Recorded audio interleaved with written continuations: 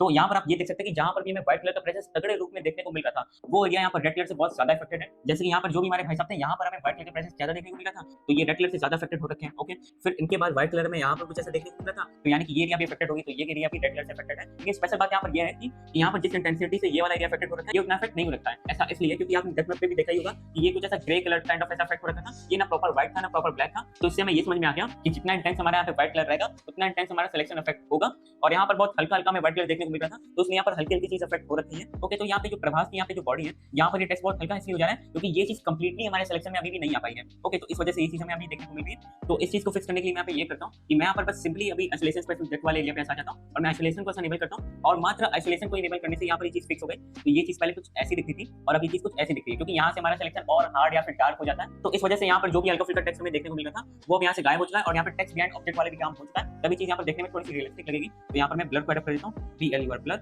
इसको हम लोग यहाँ पर एडप्ट कर देते हैं। मैं इसे डेप्थ मैप के बाद इसलिए एडप्ट कर रहा हूँ क्योंकि डेप्थ मैप की वजह से यहाँ पर ये चीज अपने पोजीशन पे रह के एनिमेट कर पा रही है। ओके, तो यहाँ पर मैं ब्लर पे आ जाता हूँ और यहाँ पर मैं इसके ब्लर साइज को 10 समथिंग कर देता हूँ, तो एंटर करते हैं और अब इसे यहाँ पर प्ले करके देखते हैं। और हाँ, ब्लर का इफेक्ट आपको देखना है तो मैं ब्लर वाली चीज को इधर इनेबल कर देता हूँ। तो ये चीज पहले आपको कुछ ऐसी दिखती थी और अभी चीज आपको कुछ ऐसी दिखती है। ओके, और अब इसको थोड़ा बहुत प्ले करके देखते हैं। तो ब्लर से हाँ थोड़ा बहुत वो हार्ड एज वाली प्रॉब्लम किसी फिक्स हो गई है। वैसे चाहूँ तो मैं इसकी वैल्यू को और इंक्रीज भी कर सकता हूँ, तो चलिए 20 करके देखते हैं, 20, और अब इसे प्ले करके देखते हैं। तो हाँ, अभी चीजें मुझे यहाँ पर देखने में ठीक लग रही है। वैसी चीज को एडप्ट करने के लिए मैं यहाँ पर मोशन ट्रेस को एडप्ट कर रहा हूँ। तो मैं यहाँ पर इसके इनपुट को यहाँ से उठा के इसके मास्क वाले एरिया में कनेक्ट कर देता हूँ और ग्लो को भी एक्चुअली हम लोग यहाँ पे कनेक्ट कर देते हैं कुछ ऐसे। ओके, तो अब मैं आपको लाइक रफली इस वीडियो को प्ले करके दिखाता हूँ। तो यहाँ पर मैंने फाइनल आउटपुट को रेंडर कर लिया है और अब हम लोग इसे प्ले करके देखते हैं। तो इसे प्ले करते हैं।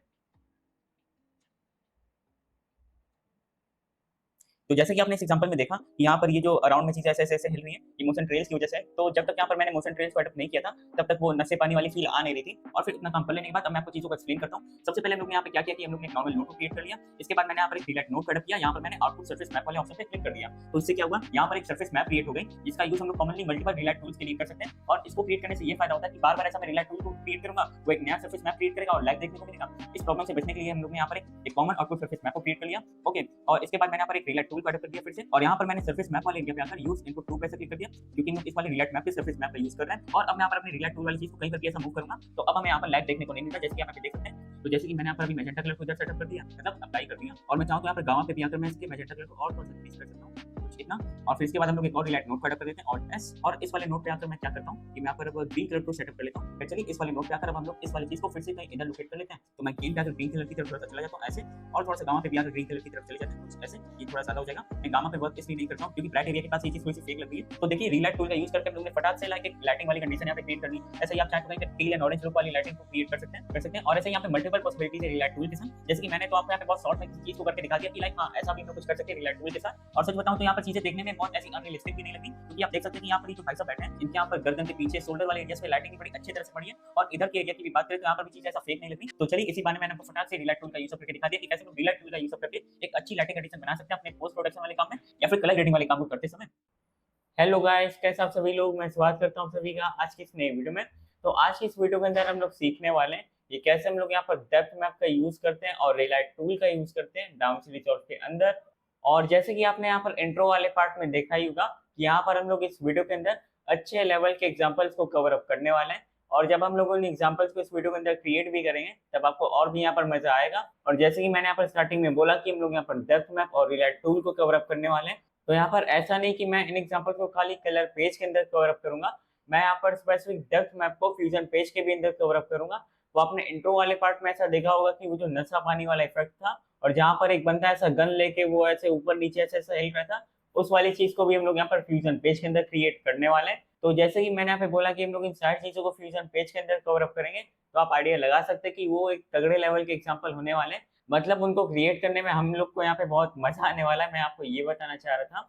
और इसी के साथ इस वीडियो के अंदर मैंने आखिर वाले पार्ट में रिलाइट को कवर अप किया।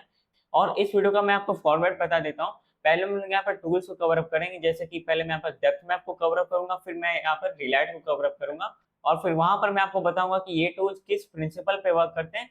जैसे कि बात करते हैं डेप्थ मैप किस प्रिंसिपल पे वर्क करता है, तो यहाँ पर चीजें कितनी दूरी पे प्लेस अप हो रखी है। डेप्थ मैप इस प्रिंसिपल पे वर्क करता है और कुछ लगभग सेम प्रिंसिपल पे रिलाइट टूल भी वर्क करता है। तो इसलिए पहले मैंने यहाँ पर इस वीडियो के अंदर डेप्थ मैप को कवर अप किया, फिर उसके बाद मैंने यहाँ पर रिलाइट को कवर अप किया, क्योंकि डेप्थ मैप को जब हम लोग अच्छे से समझ लेंगे तो उसके बाद हमें यहाँ पर रिलाइट पे वर्क करने में उतनी प्रॉब्लम नहीं आएगी। तो ये सोच के मैंने यहाँ पर रिलाइट को डेप्थ मैप के बाद कवर अप किया।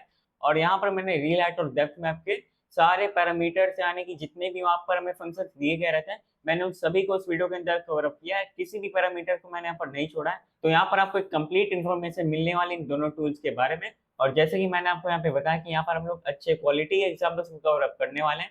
तो यहाँ पर ऐसे मैंने इस वीडियो की कुछ प्लानिंग कर रखी है। और बाकी चलिए बहुत कुछ आज के इस नई वीडियो में कवर अप करने के लिए, तो चलिए आज की वीडियो को शुरू करते हैं। यहाँ पर मैं अपनी पीसी स्क्रीन के अंदर आ चुका हूँ और कलर पेज पे निकल लेते हैं पहले। और इस वीडियो के अंदर हम लोग सीखने वाले हैं कि कैसे हम लोग यहाँ पर डेप्थ मैप का यूज करते हैं। और इसी के साथ हम लोग इस वीडियो के आगे वाले पार्ट में सीखेंगे कि कैसे हम लोग रिलाइट टूल का यूज करते हैं डाउनस्ट्रीम रिजॉल्व के अंदर। और इस वीडियो का मैं आपको एक रफ ओवरव्यू दे देता हूँ इसी के साथ। तो सबसे पहले हम लोग इस वीडियो के अंदर ये सीखेंगे कि कैसे हम लोग टूल को ऑपरेट करते हैं, टूल के किस पार्ट पे क्या करने से क्या हो जाता है। मतलब कि हम लोग स्टार्टिंग में पहले ये सीखेंगे कि टूल को हमें कैसे क्या ऑपरेट करना है, और टूल को सीख लेने के बाद हम लोग कुछ यहाँ पर अच्छे एग्जांपल्स को कवर अप करने वाले हैं जहाँ पर उस पर्टिकुलर टूल का यूज होने वाला है मेनली। और उन एग्जांपल के अंदर आपको यहाँ पे पता चलेगा कि आप उन टूल्स का यूज कैसे ले सकते हैं। मैंने यहाँ पर इस वीडियो के अंदर बहुत ही डिफरेंट डिफरेंट एग्जांपल्स को प्लान कर रखा है, जो कि आपको इस वीडियो के आगे वाले पार्ट में पता चलेगा। और चलिए इतना ओवरव्यू काफी है, और अब हम लोग इस वीडियो को शुरू करते हैं। तो हम लोग सबसे पहले यहाँ पर बात करने वाले हैं डेप्थ मैप के बारे में। तो सबसे पहले बात करते हैं कि डेप्थ मैप होती क्या है। तो सबसे पहले हम लोग यहाँ पर ये समझने वाले कि ये फोरग्राउंड और बैकग्राउंड क्या होता है। तो बात करते हैं यहाँ पर फोरग्राउंड क्या होता है। तो ये सब्जेक्ट का पर्यायवाची है। जैसे कि इस वीडियो के अंदर हमारा मेन सब्जेक्ट यहाँ पे ये जो भाई साहब खड़े हैं ये है, यानी कि ये भाई साहब हमारे फोरग्राउंड हो गए, और इनको छोड़ के यहाँ पर जितनी भी चीज है वो हमारी इस वीडियो की बैकग्राउंड हो गई। तो हम लोग ने अभी समझा कि फोरग्राउंड और बैकग्राउंड क्या होता है। और जब मैं यहाँ पर आपको डेप्थ मैप वाले टूल को ऐसे यहाँ पे ओपन अप करके दिखाऊंगा, तब मैं आपको बताऊंगा कि मैं यहाँ पर फोरग्राउंड और बैकग्राउंड की बात क्यों कर रहा था। और फिर चलिए यहाँ पर हम लोग ने जान लिया फोरग्राउंड और बैकग्राउंड के बारे में। और अब हम लोग यहाँ पर बात करते हैं कि हम लोग कहाँ कहाँ डेप्थ मैप का यूज कर सकते हैं। तो सबसे पहले मैं क्लिप्स वाले एरिया पे आ जाता हूँ। यहाँ पर मेरे पास टाइमलाइन में मल्टीपल क्लिप्स है। ओके, तो यहाँ पर जिस भी क्लिप के अंदर हमारे फोरग्राउंड और हमारे बैकग्राउंड के बीच में स्पेस का डिफरेंस है, वहां पर हम लोग डेप्थ मैप का यूज ले सकते हैं। जैसे कि यहाँ पर जितने भी क्लिप्स हैं उन सबके अंदर आप यहाँ पर डेप्थ मैप का यूज ले सकते हैं। और इसी चीज को अगर मैं दूसरे भाषा में बोलूं, मतलब दूसरे शब्दों में बोलूं, तो मैं यहाँ पे ये कह सकता हूँ कि जहां पर भी हमारे कैमरे और हमारे सब्जेक्ट यानी कि हमारे फोरग्राउंड के बीच में थोड़ा बहुत डिस्टेंस है, वहां पर हम लोग डेप्थ मैप का यूज ले सकते हैं। तो चलिए इतना थ्योरेटिकल ज्ञान काफी है यहाँ पर, और अब हम लोग यहाँ पर प्रैक्टिकल ज्ञान लेना शुरू करते हैं। तो यहाँ पर हम लोग इस फुटेज का यूज करके प्रैक्टिकल ज्ञान को ऑब्टेन करने वाले हैं। तो मैं क्लिप्स वाले एरिया को यहाँ पे बंद कर देता हूँ, और सिंपली पहले मैं यहाँ पर डेप्थ मैप को यहाँ पे ड्रैग एंड ड्रॉप कर देता हूँ। तो यहाँ पर लिख देते हैं डेप्थ मैप, और इसे ड्रैग एंड ड्रॉप कर देते हैं इधर। तो ये लोड होने में थोड़ा सा टाइम लेता है। ओके, तो जब मैंने यहाँ पर डेप्थ मैप को ऐसा ड्रैग एंड ड्रॉप किया, तो यहाँ पर मुझे ये देखने को मिल रहा है कि यहाँ पर ये जो हमारा सब्जेक्ट था ये हाईलाइट हो चुका है व्हाइट कलर से। यहाँ पर ऐसा डार्क यानी कि ब्लैक कलर हमें देखने को मिल रहा है, और फिर यहाँ पर हमें कुछ ऐसा ग्रे कलर देखने को मिल रहा है। अभी हमें यहाँ पर बस इतनी चीजें देखने को मिल रही है। ओके, और यहाँ पर डेप्थ मैप के अंदर हमें इतने सारे ऑप्शंस देखने को मिल जाते हैं। तो सबसे पहले हम लोग यहाँ पर बात करते हैं कि डेप्थ मैप देखने में होता कैसा है। तो देखिए डेप्थ मैप में क्या रहता है कि यहाँ पर एक ग्रे स्केल इमेज हमें दिखाई जाती है। ग्रे स्केल इमेज हम लोग किसे बोलते हैं, जहां पर हमें ब्लैक और व्हाइट कलर देखने को मिलता है, या फिर जो इमेज या फिर फुटेज मेनली ब्लैक और व्हाइट कलर का यूज होकर बनी हो उसे हम लोग यहाँ पर ग्रे स्केल इमेज या फिर फुटेज कह सकते हैं। तो जैसे कि जो आप अभी स्क्रीन पर देख पा रहे हैं, तो इस चीज को भी मैं ग्रे स्केल इमेज या फिर फुटेज कह सकता हूँ फिलहाल के लिए, जब तक यहाँ पर depth map preview open up हो रखा है। तो यहाँ पर क्या सीन रहता है कि यहाँ पर ये दर्शाया जा रहा है कि यहाँ पर ये जो व्हाइट कलर की जो ऑब्जेक्ट है, ये चीज हमारा अभी फिलहाल के लिए फोरग्राउंड या फिर सब्जेक्ट है, और यहाँ पर ये जो डार्क कलर की चीज है वो हमारा बैकग्राउंड है। लेकिन अब यहाँ पर कंफ्यूजन आती है कि भाई ये ग्रे कलर की चीज क्या है तब। तो इस चीज को समझने के पहले हमें ये समझना पड़ेगा कि डेप्थ मैप किस प्रिंसिपल पे वर्क करता है। तो पहले मैं यहाँ पर डेप्थ मैप प्रीव्यू को बंद कर देता हूँ, और इस चीज को भी हम लोग बड़ा करके ऐसा एनालाइज करते हैं कि लाइव फुटेज में हमें क्या देखने को मिल रहा है। मैं कैमरा के पर्सपेक्टिव से बात कर रहा हूँ या फिर मुझे जो चीज देखने को मिल रही है मैं उस पर्सपेक्टिव से बात कर रहा हूँ। तो यहाँ पर ये जो भाई साहब खड़े हो रखे हैं, तो कैमरा के पर्सपेक्टिव से सबसे पास में यही चीज है जो हमें देखने को मिल रही है। फिर इनके बाद हमें ये चीज कहीं पास में देखने को मिल रही है, और फिर इतनी जो भी ये चीज है ये कहीं बहुत दूर प्लेस अप हो रखी है। तो अभी हम लोग ने अपने फुटेज को कुछ ऐसे डिकोड किया, और अब मैं यहाँ पे ये करता हूँ कि मैं यहाँ पर डेप्थ मैप प्रीव्यू को इनेबल करता हूँ। तो यहाँ पर मैंने आपको ये बताया था कि जो हमारा सब्जेक्ट है वो हमें व्हाइट कलर में देखने को मिलेगा और फिर जो हमारा बैकग्राउंड है वो हमें डार्क पार्ट में देखने को मिलेगा और यहाँ पर ये जो ग्रे कलर की चीज़ है मुझे आपको ये बतानी थी।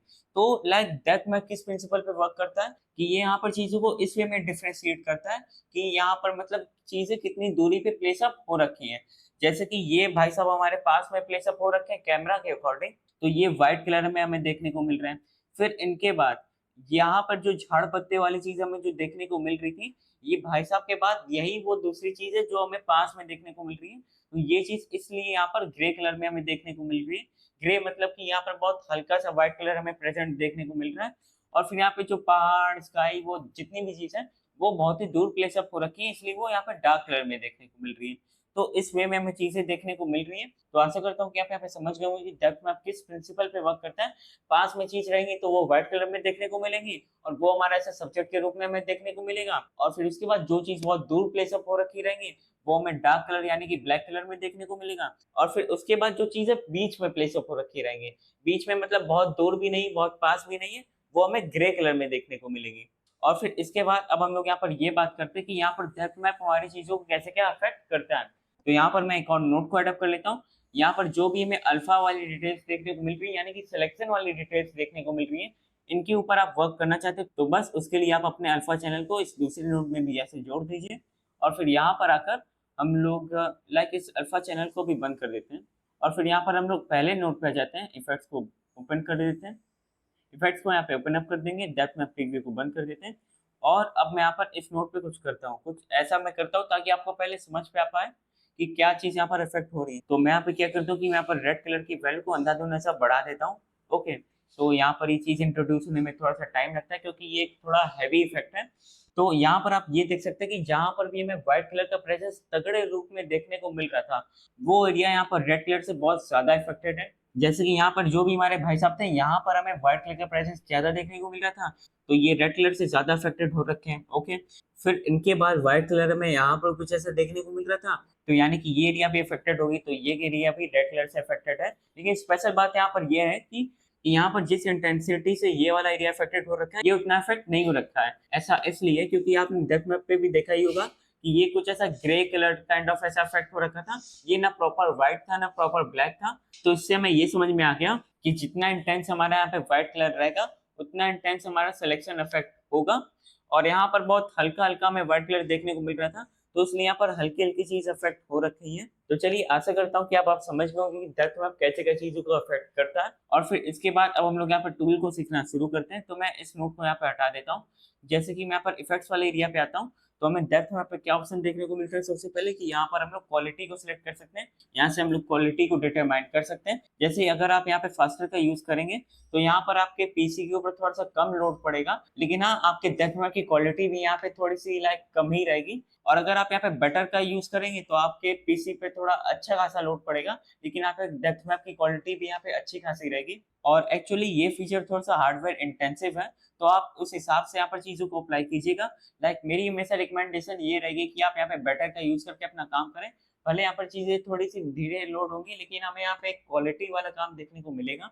ओके, लेकिन फिलहाल के लिए मैं यहाँ पर अभी फास्टर को सिलेक्ट करूँगा क्योंकि मैं अभी डेप्थ मैप का भी यूज़ कर रहा हूँ, मैं रिकॉर्डिंग भी कर रहा हूँ, तो इसलिए यहाँ पर मैं ये चाहूँगा कि यहाँ पर मुझे रिजल्ट्स अभी जल्दी देखने को मिले क्योंकि अभी फिलहाल के लिए मेरा मेन उद्देश्य ये है कि मैं आपको ये बता पाऊँ कि कैसे हम लोग डेप्थ मैप का यूज़ करते हैं, तो यहाँ पर ऐसे हमारे रिजल्ट्स जल्दी ओपन अप हो पाएँ, तो इसलिए मैं यहाँ पर फास्टर का यूज़ कर रहा हूँ और यहाँ पर डेप्थ मैप प्रीव्यू पे अगर आप ऐसा क्लिक करेंगे, तो यहाँ पर आपको डेप्थ मैप वाली ग्रे स्केल इमेज आपको देखने को मिल जाएगी और फिर इसके बाद अगर आप इन्वर्ट पे ऐसा क्लिक करेंगे, तो आपका सिलेक्शन इन्वर्ट हो जाएगा और इन्वर्ट वाले ऑप्शन को अभी मैं हटा देता हूँ और फिर इसके बाद यहाँ पर आपको जितने भी ऑप्शंस देखने को मिल रहे हैं, इनका यूज़ करके आप अपने सिलेक्शन को और मॉडिफाई कर सकते हैं, यानी कि अपने डेप्थ मैप की ग्रे स्केल को और मॉडिफाई कर सकते हैं। तो चलिए यहाँ पर अब हम लोग इन ऑप्शंस को भी एक्सप्लोर करना शुरू करते हैं, लेकिन सबसे पहले मैं यहाँ पर इस वाले ऑप्शन को इनेबल नहीं करने वाला। इनेबल वैसे यहाँ से होता है, मैं इसलिए इनेबल नहीं करने वाला क्योंकि अगर मैं इसे इनेबल नहीं करता हूँ, तो मैं चाहूँ तो अपने सिलेक्शन को इन ऑप्शंस का भी यूज़ करके कंट्रोल कर सकता हूँ। मतलब वही कलर व्हील्स का और कर्व्स का यूज़ करके, जैसे कि मैं यहाँ पर अपने कर्व्स में मिड टोन्स वाले एरिया को ऐसा कम ज़्यादा करता हूँ, तो आप देख सकते हैं कि यहाँ पर हमारा डेप्थ मैप अफेक्ट हो रहा है। ओके, और चाहूँ तो मैं यहाँ पर अपने प्राइमरीज़ का भी यूज़ करके अपने डेप्थ मैप को यहाँ पे अफेक्ट कर सकता हूँ। जैसे कि मैं यहाँ पर ऑफसेट की वैल्यू को ऐसे इंक्रीज़ करूँगा, तो यहाँ पर और चीज़ें हमारे डेप्थ मैप पे आ गई। ओके, और अगर मैं डार्क पार्ट्स पे वर्क करना चाहता हूँ, मैं अपने डेप्थ मैप के डार्क पार्ट्स पे वर्क करना चाहता हूँ, तो मैं यहाँ पर लिफ्ट की वैल्यू को ऐसा इंक्रीज करूंगा, तो यहाँ पर ऐसा डार्क पार्ट्स पे भी आपको वर्क होते हुए देखने को मिल रहा है। ओके, तो डेफिनेटली आप इन ऑप्शंस का भी यूज करके अपने डेप्थ मैप को ऐसा मॉडिफाई कर सकते हैं। लेकिन यहाँ पर हमें एक प्रॉब्लम ये देखने को मिलती है, जैसे कि मैंने यहाँ पर अपने एक्चुअल आउटपुट को नहीं देखा, तो मुझे बहुत मजा आ रहा अभी चीजों को अप्लाई करने में, लेकिन एक्चुअल आउटपुट तो हमारा कुछ ऐसा दिख रहा है कि यहाँ पर कलर लेवल पे भी चीजें अफेक्ट हो रही है। ओके, तो आपको इस चीज का ध्यान रखते हुए इन चीजों का यूज करना है। ओके, तो इसके बाद यहाँ पर मैं एडजस्ट मैप लेवल्स को ऐसे ओपन अप कर लेता हूँ। तो यहाँ से चाहे तो आप अपने फोरग्राउंड और बैकग्राउंड को अफेक्ट या फिर एडजस्ट कर सकते हैं। और इसी के साथ मैं आपको स्टार्टिंग में कुछ ऐसा नहीं बोल रहा था कि कुछ कुछ चीजें ना बहुत दूर रहती ना बहुत पास रहती, वो कहीं ऐसा बीच में लाया करती हैं, तो उन बीच वाली चीजों पे वर्क करने के लिए आप यहाँ पे गामा का यूज कर सकते हैं। जैसे कि यहाँ पर हम गामा का यूज मिड टोन्स पे वर्क करने के लिए करते हैं। तो कह सकते हैं कि जो चीजें बीच में प्लेस अप हो रखी रहती है, तो उस पर वर्क करने के लिए आप गामा का यूज ले सकते हैं। मैं कुछ करके दिखाता हूँ। तो चलिए, जैसे कि मैं यहाँ पर फार लिमिट वाले वैल्यू को ऐसा कम ज्यादा करूंगा, तो यहाँ पर हमारे बैकग्राउंड इफेक्ट होंगे, तो मैं इसे इंक्रीज करता हूँ। तो आप देख रहे हैं कि यहाँ पर बैकग्राउंड से चीजें हटते जा रही है। ओके, और अगर मैं इसकी वैल्यू को ऐसा और कम करूंगा, एक्चुअली ऐसा नहीं कि मतलब ये इसके पीछे इसकी वैल्यू नहीं जाएंगी, अगर मैं इसकी वैल्यू को और ऐसा कम करूंगा तो बैकग्राउंड की चीजें और अट्रैक्ट होते जाएंगी हमारे डेप्थ मैप के अंदर। और इसके बाद आ जाते हैं यहाँ पर हम लोग नियर लिमिट पे। तो यहाँ पर मोस्टली हमारा सब्जेक्ट नहीं तो जो भी चीजें कैमरा के पास में लोकेट हो रखी रहती है, वो चीज यहाँ से ऐसा अफेक्ट होती है। तो मैं इसे ऐसा कम करता हूँ, तो मैं इसे यहाँ पर थोड़ा सा कम करता हूँ, तो आप देख सकते हैं कि यहाँ पर ये काइंड ऑफ चीजें थोड़ी पास में लोकेट हो रही है, तो यहाँ पर चीजें अफेक्ट हो रही हैं, तो आप देख सकते हैं। ओके, और इसी के साथ अगर आप इसकी वैल्यू को ऐसा 0 पे ले जाएंगे, तो यहाँ पर हमारा सिलेक्शन ऐसा हट जाता है, क्योंकि सारी चीज सेलेक्ट हो गई, तो कोई स्पेशल सिलेक्शन तो यहाँ पे ऐसा नहीं रह जाता। फिर फार लिमिट से हमारी ब्लैक पोर्शन वाली चीज अफेक्ट होती है, जो कि दूर प्लेस अप हो रखी है। और यहाँ पर नियर लिमिट से कैमरा के पास वाली चीज अफेक्ट होती है। मोस्टली हमारा जो सब्जेक्ट होता है वो उससे मैक्सिमम केसेस में अफेक्ट होता है। और फिर गामा पे आ जाते हैं। गामा की वैल्यू को अगर मैं यहाँ पे कम ज्यादा करूंगा, तो ज्यादातर चेंज आपको यहाँ पर ऐसे ये ग्रे टाइप के एरिया पे देखने को मिलेगा। तो मैं इसकी वैल्यू को ऐसे इंक्रीज करता हूँ, तो आप देख सकते हैं कि ग्रे वाले पोर्शन यहाँ पर गायब होने लगे। और अगर मैं इसकी वैल्यू को ऐसा डिक्रीज करता हूँ, तो आप देख सकते हैं कि ग्रे वाले पोर्शन यहाँ पे इंट्रोड्यूस होने लगे हैं। तो बेसिकली हम लोग यहाँ पर रिजल्ट मैप एडजस्टमेंट वाले एरिया में अपने लोकेशन या फिर कितने डिस्टेंस पे चीजें प्लेस अप हो रखी हैं, उसके बेसिस पे यहाँ पर हम लोग अपने डेप्थ मैप के सिलेक्शन को अफेक्ट करते हैं। फार लिमिट से दूर वाली चीजें अफेक्ट होंगी जो ब्लैक कलर में दिख रही हैं, नियर लिमिट से व्हाइट वाली चीजें अफेक्ट होंगी जो कि कैमरा के पास में दिख रही हैं, गामा से ग्रे यानी कि बीच वाली चीजें अफेक्ट होंगी। और फिर इसके बाद आ जाते हैं आइसोलेट स्पेसिफिक डेप्थ वाले एरिया पे। तो मैं यहाँ पर आइसोलेशन पे ऐसा इनेबल करता हूँ, तो ये वाला पार्ट भी ऐसा इनेबल हो जाएगा। तो सबसे पहले बात करते हैं कि टारगेट डेप्थ एरिया से हम लोग क्या कंट्रोल करते हैं। तो इसका यूज करके हम लोग किसी स्पेसिफिक डेप्थ वैल्यू वाले एरिया को अफेक्ट कर सकते हैं। जैसे कि यहाँ पर अभी वो एरिया सेलेक्ट हो रखी है जो यहाँ पे पास में है। तो यहाँ पर बात करते हैं कि टारगेट डेप्थ एरिया से क्या चीज अफेक्ट होती है। तो यहाँ से हम लोग किसी specific range of depth values को अफेक्ट कर सकते हैं। मैं कुछ करके दिखाता हूँ, मैं इसकी वैल्यू को ऐसा कम करता हूँ। ठीक है, तो अब आप यहाँ पे देख सकते हैं कि यहाँ पर ये जो दूर वाली एरिया अब यहाँ पे वो अफेक्ट हो रही है, पास वाली एरिया को ऐसा नेग्लेक्ट कर दिया गया है। तो मतलब दूर की रेंज वाली जितनी चीज है यहाँ पर अब वो सिलेक्ट हो रखी है। ओके, और जब ये ऐसा डिफॉल्ट पे थी, तो यहाँ पर जो पास वाली चीज थी खाली वो यहाँ पर सिलेक्ट हो रखी है। तो मैं आपको यहाँ पे कुछ करके दिखाता हूँ। तो अगर मैं इसकी वैल्यू को ऐसा कम करूंगा, तो जितनी दूर वाली रेंज की चीजें यहाँ पर अब वो खाली इफेक्ट होंगी। जैसे कि मैं इसकी वैल्यू को एकदम लो कर देता हूँ। ठीक है, तो सबसे दूर में हमारा यहाँ पे क्लाउड और जो पहाड़ वाली चीज थी वो प्लेस अप हो रखी थी, तो अब यहाँ पे वो हाईलाइट हो गई है। यहाँ पे पास वाली चीज एकदम से गायब हो गई, क्योंकि वो ब्लैक वाले एरिया में हमें दिखाई जा रही है। और अगर मैं इसकी वैल्यू को ऐसा कुछ बीच में करता हूँ, तो यहाँ पर लोकेशन वाइज या फिर डिस्टेंस वाइज जो चीजें बीच में प्लेस अप हो रखी थी, अब वो चीज यहाँ पर हाईलाइट हो गई है। एकदम दूर और एकदम पास वाली चीज यहाँ पर हाईलाइट नहीं हो रखी है। तो टारगेट डेप्थ वाले एरिया से कोई स्पेसिफिक डिस्टेंस रेंज अफेक्ट होती है। और अब मैं इसे मास्टरी सेट कर देता हूँ, और फिर उसके बाद आ जाते हैं टॉलरेंस पे। तो यहाँ पर हमारे डेप्थ मैप पे जो भी चीज सिलेक्ट अप हो रखी है, हम लोग यहाँ पर अपने सिलेक्शन रेंज को और इंक्रीज करते हैं, इसकी वैल्यू को कम ज्यादा करके, मतलब इंक्रीज डिक्रीज ऐसा करते हैं। तो अगर मैं इसकी वैल्यू को ऐसा इंक्रीज करता हूँ, तो आप देख सकते हैं कि हमारी जो सिलेक्शन रेंज है वो और ऐसा इंक्रीज हो रही है। ओके, यानी कि एक्सपेंड हो रही है बेसिकली। और अगर मैं इसे कम करूंगा, तो हमारी सिलेक्शन रेंज ऐसा और कंप्रेस हो जाएगी। और इसके बाद आ जाते हैं सॉफ्टनेस पे। तो ये ब्लर रेडियस वाला यहाँ से काम होता है। जैसे कि इसकी वैल्यू को अगर मैं ऐसा इंक्रीज करता हूँ, तो देख रहे हैं यहाँ पर वो ब्लर रेडियस बेसिकली बढ़ जा रही है। और अगर मैं यहाँ पर इसे ऐसा कुछ कम करूंगा, तो ऐसे हमारी ब्लर रेडियस कम हो जाएगी। और फिर इसके बाद आ जाते हैं मैप फिनेस वाले कंट्रोल्स पे। तो मैं यहाँ पर पोस्ट प्रोसेसिंग को ऐसा इनेबल कर देता हूँ। जैसा आपने क्वालिफायर में देखा होगा ना कि यहाँ पर मैट फिनेस वाले कंट्रोल्स मिलते हैं यहाँ पर, और ऐसे ही मैजिक मास्क पे भी हमें देखने को मिलते हैं। ये बेसिकली वही एरिया डेप्थ मैप का, यहाँ पर हम लोग अपने सिलेक्शन को और रिफाइन करने वाला काम करते हैं। जैसे कि अगर मैं यहाँ पर पोस्ट फिल्टर वाले जैसे कि बात करते हैं पोस्ट फिल्टर वाले एरिया से क्या इफेक्ट होती है, यहाँ से हमारा सिलेक्शन थोड़ा सा स्मूथ आउट होता है। तो बात करते हैं कि ये चीज कहाँ पे हमारे लिए हेल्पफुल रहती है। तो यहाँ पर मैं डेप्थ मैप प्रीव्यू को ऐसे बंद करता हूँ। ओके, तो यहाँ पर जब झाड़ पत्ती वाली चीज रहती है, यहाँ पर लाइक हमारे सिलेक्शन का बॉर्डर लाइक थोड़ा बहुत ज्यादा वेरी करता है, डेफिनेट कोई बॉर्डर टाइप की चीज वहाँ पे नहीं रहती। तो वहाँ पर हम लोग इस स्मूथ वाले ऑप्शन का यूज करके अपने सिलेक्शन को और रिफाइन करते हैं। तो मैं डेप्थ मैप प्रीव्यू पे वापस आ जाता हूँ। तो मैं अगर इसकी वैल्यू को इंक्रीज करूंगा ना, तो आप देख सकते हैं कि बॉर्डर्स वाले एरिया पे कुछ पत्ते जैसे शेप हमें वापस ऐसा रिकवर होते हुए देखने को मिल रहे हैं। तो ऐसी चीजों को अफेक्ट करने के लिए हम लोग यहाँ पर पोस्ट फिल्टर का यूज करते हैं, बेसिकली अपने सिलेक्शन को स्मूथ बनाने के लिए। और फिर इसके बाद आ जाते हैं कॉन्ट्रास्ट या फिर एक्सपेंड वाले ऑप्शन पे। इससे बेसिकली वही सेम काम होता है कि यहाँ पर हम लोग अपने सिलेक्शन को और एक्सपेंड या फिर कंप्रेस कर सकते हैं। बस यहाँ पे ये फायदा देखने को मिलता है कि यहाँ पर चीजें स्मूथ वाले वे में ऐसा कंप्रेस या फिर एक्सपेंड होती है। जैसे कि इसकी वैल्यू को मैं ऐसे इंक्रीज करता हूँ, तो यहाँ पर आप देख सकते हैं कि यहाँ पर चीजें एक्सपेंड हो रही है, लेकिन स्मूथनेस अभी भी हल्की फुल्की बरकरार है। ओके, तो बस यहाँ पे ये फायदा हमें देखने को मिलता है। और ऐसे ही इसके बाद आ जाते हैं ब्लर वाले ऑप्शन पे। तो यहाँ से क्या होता है कि जो हमारी सिलेक्शन की बाउंड्रीज रहती है वो यहाँ से ऐसा सॉफ्ट हो जाती है ब्लर वाले कंट्रोल का यूज करके। जैसे कि आप यहाँ पे कुछ ऐसा देख सकते हैं, तो ये चीज कुछ ऐसे वर्क करती है। और फिर उसके बाद ब्लैंकिंग रीजन्स पे आ जाते हैं, तो मैं इसे एक्सपेंड कर लेता हूँ। ओके, तो यहाँ पर हमें 4 ऑप्शंस देखने को मिलते हैं। पहले मैं आपको बता देता हूँ कि ब्लैंकिंग रीजन्स है क्या। तो इसके लिए मैं यहाँ पर पहले किसी दूसरी क्लिप पे आ जाता हूँ। मैं यहाँ पर एक क्लिप को इम्पोर्ट ही कर लेता हूँ पहले। तो यहाँ पर मैंने क्लिप का जुगाड़ कर लिया और कलर पेज पे निकल लेते हैं। और अब मैं यहाँ पर स्क्रीन को बड़ा कर लेता हूँ। मैं आपको यहाँ पे ये रिकमेंड करूंगा कि आप अपनी स्क्रीन की ब्राइटनेस को पहले भी थोड़ी देर के लिए मैक्स कर लीजिए। ओके, तो यहाँ पर मैं आपको ये बताना चाह रहा हूँ, जैसे कि आप इस क्लिप के अंदर देख सकते हैं कि यहाँ पर ऊपर की तरफ थोड़ी सी ब्लैक लाइन्स है और थोड़ा सा नीचे आ जाते हैं। और यहाँ पर इस क्लिप के नीचे की तरफ भी यहाँ पर आप देख सकते हैं कि यहाँ पर भी थोड़ी बहुत ब्लैक लाइंस प्रेजेंट है। तो यहाँ पर डेप्थ मैप में यहाँ पर ब्लैंकिंग वाला फीचर हमारे काम में आता है। तो अब मैं यहाँ पर डेप्थ मैप में निकल लेता हूँ पहले। तो यहाँ पर डेप्थ मैप को ड्रैग एंड ड्रॉप कर देते हैं बिना कुछ सोचे पहले यहाँ पर। अब आप यहाँ पे ये देख सकते हैं कि यहाँ पर ब्लैक कलर की पट्टी थी पहले, वहां पर भी डेप्थ मैप का हमें सिलेक्शन देखने को मिल रहा है यहाँ पर और यहाँ पर। और अब मैं आपको यहाँ पे बताता हूँ कि अब आपको यहाँ पे ब्लैंकिंग रीजन को कैसे यूज लेना है। तो डिफॉल्ट में हमें जैसे कि यहाँ पे ये देखने को मिला कि ये चीज यहाँ पे सिलेक्टेड हो रखी है। अब इन चीज को हम लोग को यहाँ पर अपने सिलेक्शन से हटाना है। तो ये है कि मैं अपने एडिट पेज में अगर ट्रांसफॉर्म का यूज करके लाइक इतने पार्ट को पहले ही ऐसा हटा दूं, नहीं तो मैं यहाँ पर ब्लैंकिंग रीजन्स पे आकर ऑटोमेटिक पे ऐसा चीजों को इनेबल कर सकता हूँ। तब भी कभी कभार ऐसा चीजें हट जाती है, लेकिन हमारे केस में तो नहीं हो रहा। तो क्या करेंगे, तो यहाँ पर हमें क्या करना है कि यहाँ पर हम लोग आ जाते हैं ऑटो प्लस एक्स्ट्रा क्रॉप वाले एरिया पे। ओके, तो यहाँ से हम लोग मैनुअली ऐसा चीजों को ऊपर नीचे या फिर लेफ्ट राइट की तरफ से ऐसे क्रॉप कर सकते हैं, जहां पर भी ऐसा हमें ब्लैक लाइन या फिर पट्टी देखने को मिलती है हमारे फुटेज के अंदर। तो यहाँ पर मैं टॉप क्रॉप की वैल्यू को ऐसे इंक्रीज करता हूँ, तो ये चीज यहाँ पर ऐसे अब हट जाएगी। तो मैं ऐसे इंक्रीज करता हूँ। ओके, तो यहाँ पर आप देख रहे होंगे कि ये चीज बड़ी लैग होकर इंक्रीज हो रही है, क्योंकि ये हार्डवेयर इंटेंसिव है जैसे कि मैंने आपको बताया था। तो ऐसे आप यहाँ पर इन ब्लैक स्ट्रिप्स को ऐसा क्रॉप करके हटा सकते हैं। ओके, अगर मान लेते हैं कि कभी आपको ये ब्लैक स्ट्रिप चाहिए अपने डेप्थ मैप में, तो क्या करेंगे, प्रोसेस इंटायर फ्रेम वाले ऑप्शन पे आप ऐसा क्लिक कर दीजिएगा। तो ऐसे यहाँ पर ब्लैक स्ट्रिप्स भी इंक्लूडेड हो जाएंगी। नहीं तो अभी के लिए हम लोग फिलहाल ऑटो प्लस एक्स्ट्रा क्रॉप पे आ जाते हैं, और ऐसे हम लोग यहाँ से चीजों को क्रॉप कर सकते हैं। बेसिकली ये सारी प्रॉब्लम तब आती है जब आपकी टाइमलाइन की रेजोल्यूशन कुछ और हो, और वहां पर आप किसी डिफरेंट एस्पेक्ट रेशियो वाले क्लिप या फिर फुटेज को इंपोर्ट कर रहे हैं। तो वहां पर जब आप डेप्थ मैप के संग वर्क करेंगे, तब आपको यहाँ पर ऐसा ये ब्लैक स्ट्रिप वाली प्रॉब्लम देखने को मिलती है। खैर, सॉल्यूशन तो हमें यहाँ पे मिल चुका है।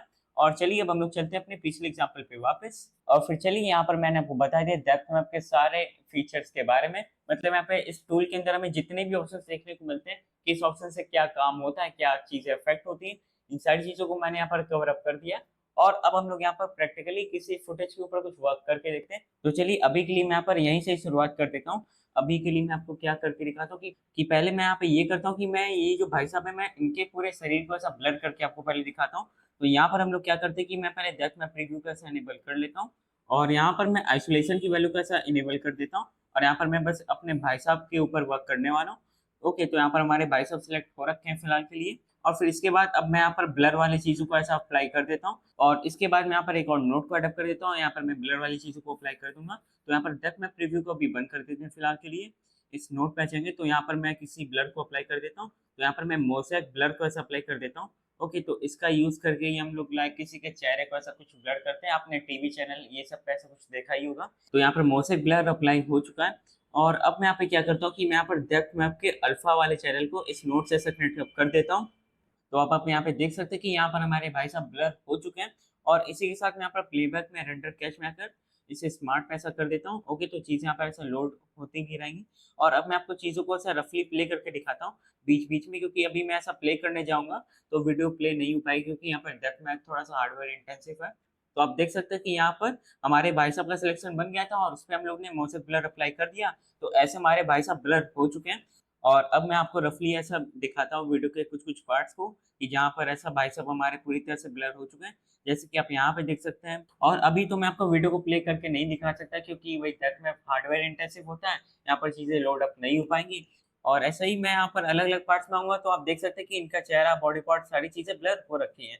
तो ऐसे में लोग यहाँ पर डेप्थ मैप का यूज़ कर सकते हैं, लाइक किसी पर्सन को ऐसा मुझे ब्लर करना है, लाइक मैं कुछ ऐसा वीडियो बना रहा हूँ, कोई गलत पर्सन आ गया, तो अगर मैं चाहूँ तो मैं उसे ऐसे कुछ ब्लर कर सकता हूँ। ऐसे इसके मल्टीपल यूज़ हैं। मैं आपको इसके बाद क्या करता हूँ, टेक्स्ट बिहाइंड ऑब्जेक्ट वाला इसका सिनेरियो दिखा देता हूँ। तो मैं यहाँ पर इस वाले नोट को हटा देता हूँ, ठीक है? मैं भाई साहब के पीछे किसी टेक्स्ट को ऐसा लिख दूँगा और ये वाला काम मैं आपको एडिट पेज में आके करके दिखा देता हूँ, ठीक है? मैंने आपको स्टार्टिंग में बोला था ना कि यहाँ पर मैं आपको एडिट पेज, कलर पेज और फ्यूजन पेज इन तीनों जगह पे काम करके दिखाऊँगा। तो इसलिए मैं यहाँ पर एडिट पेज में आ चुका हूँ। 1 मिनट मैं इस वीडियो तक के पार्ट को ऐसा ट्रिम कर लेता हूँ। ओके, तो इतने पार्ट पे हम लोग वर्क करेंगे। भाई साहब के पीछे हम लोग कुछ ऐसा टेक्स्ट वेक्स्ट लगा देंगे या फिर मैं किसी दूसरे एग्ज़ाम्पल पे ही आ जाता हूँ। तो चलिए, जैसे कि मैं यहाँ पर इसी एग्ज़ाम्पल पे वापस आ चुका हूँ, जहाँ पर मैंने आपको बताया था कि ब्लैंकिंग रीजन का क्या यूज़ रहता है। तो यहीं पर हम लोग टेक्स्ट बिहाइंड ऑब्जेक्ट वाला काम कर लेते हैं। तो पहले मैं इस लेयर की एक डुप्लीकेट बना लूँगा। यहाँ पर वही मैं बस मास्किंग वाला काम करूँगा, तो मैं फटाक से कलर पेज पे निकल लेता हूँ। यहाँ पर हम लोग लिख देते हैं डेप्थ मैप। एक्चुअली मुझे यहाँ पर एडिट पेज के अंदर अल्फा आउटपुट को कनेक्ट करने का ऑप्शन नहीं मिलता, नहीं तो मैं ये वाला काम भी एडिट पेज में ही कर लेता। ओके, तो इसलिए मैं यहाँ पर कलर पेज में आया हूँ, क्योंकि यहाँ पर मुझे अल्फा आउटपुट को कनेक्ट करने का ऑप्शन मिलता है, तभी टेक्स्ट बिहाइंड ऑब्जेक्ट वाला काम यहाँ पे हो जाएगा। ओके, तो यहाँ पर सबसे पहले हम लोग यहाँ पे ये करते हैं कि हम लोग ब्लैकिंग रीजन्स वाले एरिया पे आ जाते हैं। ऑटोमैटिक की जगह हम लोग यहाँ पर ऑटो प्लस एक्स्ट्रा क्रॉप पे आ जाएँगे और यहाँ पर हम लोग चीज़ों को क्रॉप कर लेते हैं। पहले मैं यहाँ पर क्वालिटी को फास्टर कर लेता हूँ, ताकि मुझे क्रॉपिंग करते समय कोई लैग देखने को ना मिले। तो टॉप क्रॉप की वैल्यू को ऐसे इंक्रीज़ करते हैं। तो यहाँ पर चीज़ें क्रॉप हो चुकी हैं और नीचे से भी चीज़ों को क्रॉप कर लेते हैं। तो बॉटम क्रॉप की वैल्यू को इंक्रीज़ करते हैं। तो नीचे से भी यहाँ पे चीज़ें क्रॉप हो चुकी हैं और अब मैं यहाँ पर अपने क्वालिटी को बेटर पे सेलेक्ट कर लेता हूँ और इसके बाद मैं यहाँ पे ये करता हूँ कि यहाँ पर मैं पहले प्रभास के सिलेक्शन को और अच्छे से बना लेता हूँ। जैसे कि मैं स्टार्टिंग में आता हूँ तो यहाँ पर आपको थोड़ा बहुत व्हाइट कलर देखने को मिल रहा होगा और हाथ की तरफ यहाँ पे व्हाइट कलर लाइक थोड़े से कम अमाउंट में है in comparison to this part. तो मैं यहाँ पे ये करता हूँ कि तो यहाँ पर मैं पहले एडजस्ट मैप लेवल को ऐसे इनेबल कर लेता हूँ। फार लिमिट को थोड़ा सा यहाँ पे इंक्रीज़ कर देते हैं। तो मैं इसे इंक्रीज़ कर देता हूँ। 1 मिनट यहाँ पे चीज़ें लोड अप होने में टाइम लग रही है, तो पहले मैं क्वालिटी को फास्टर ही कर लेता हूँ। तो मैं फार लिमिट की वैल्यू को इंक्रीज़ करता हूँ। ओके, तो यहाँ पर हमारा सिलेक्शन और अच्छे से बन चुका है और फिर इसके बाद ये वाली पार्ट यहाँ पे गामा वाले रीजन में आ रही है, तो मैं गामा की वैल्यू को ऐसा डिक्रीज़ करके इसे लाइक अपने सिलेक्शन में ऐसा ले लेता हूँ और अच्छे से कुछ ऐसे। ओके, तो यहाँ पर ये चीज़ भी यहाँ पे आ चुकी है और यहाँ पर मैं अल्फ़ा आउटपुट को इंट्रोड्यूस कर देता हूँ और इसे यहाँ पर ऐसा कनेक्ट अप कर देंगे और अब मैं एडिट पेज में वापस आ जाता हूँ और यहाँ पर इस वाली लेयर को ऊपर कर देंगे, यहाँ पर टेक्स्ट को ऐसा ऐड अप कर देंगे। तो मैं यहाँ पर इफेक्ट्स में आ जाता हूँ, फिर टाइटल्स में निकल लेते हैं। किसी भी बेसिक से टेक्स्ट को उठा के यहाँ पर ड्रैग एंड ड्रॉप कर देंगे। यहाँ पर मैं इन्हीं का नाम लिख देता हूँ। तो पहले मैं अनडॉटेड पोर्शन को कट आउट कर दूँगा। यहाँ पर मैं लिख दूँगा PRABHS प्रभास और कलर पेज में निकल लेते हैं। डेप्थ में प्रीव्यू को बंद कर देंगे और फिर आप एडिट पेज में कर लेते हैं। तो यहाँ पर आपको टेक्स्ट लिखा हुआ देखने को मिल जाएगा। लेकिन अभी भी यहाँ पे पता है क्या प्रॉब्लम आ रही है कि यहाँ पे टेक्स्ट तो लिखा हुआ देखने को मिल जा रहा है, लेकिन ये बहुत ही हल्का टेक्स्ट अभी हमें देखने को मिल रहा है। ये एक्चुअली क्यों हो रही है, मैं आपको अभी अच्छे से एक्सप्लेन करता हूँ। पहले मैं इस चीज़ को लाइक और इसके साइज़ को बड़ा कर लेता हूँ। इसे और बड़ा कर लेते हैं। ओके, तो यहाँ पे जो प्रभास की यहाँ पे जो बॉडी है, यहाँ पर ये टेक्स्ट बहुत हल्का इसलिए हो जा रहा है क्योंकि ये चीज़ कंप्लीटली हमारे सिलेक्शन में अभी भी नहीं आ पाई है। ओके, तो इस वजह से ये चीज़ हमें अभी देखने को मिल रही है।